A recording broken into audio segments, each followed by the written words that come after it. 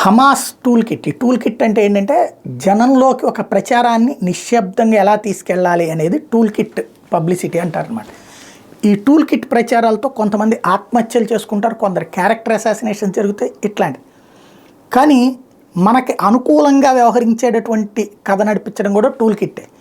ఇప్పుడు అట్లాంటిది హమాస్ వాళ్ళు ఏంటంటే విశేషము, ప్రపంచ దేశాల్లో పాలస్తీనియన్ల చేత ఒక ఉద్యమాలు చేపిస్తున్నారు.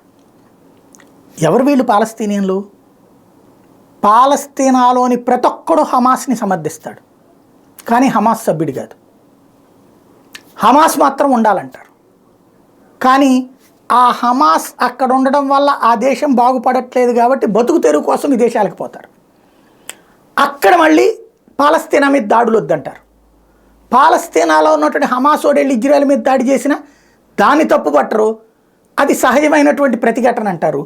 అట్లాంటి దరిద్రుల్ని ఇదంతా నడిపిస్తుంటుంది. ఇప్పుడు హమాస్ టూల్ కిట్ ఒక ప్రాపగాండాని జనంలోకి తీసుకెళ్తోంది. హమాస్ మీద కోపం పాలస్తీనా మీద తీసుకెళ్లొద్దు, పాలస్తీనా అనేటువంటి దేశంగా గుర్తించండి అంటూ అమెరికా అధ్యక్షుడు బైడెన్ మీదన ఒత్తిడి తీసుకొచ్చేటటువంటి ప్రయత్నం ప్రారంభించింది. తద్వారా అమెరికాలో కూడా పాలస్తీనియన్ల చేత ఉద్యమం చేపిస్తూ క్రమంగా ఇజ్రాయెల్ని కంట్రోల్ చేయడం కోసం ప్రచారపు గేమ్ని సీరియస్గా తీసుకెళ్తోంది.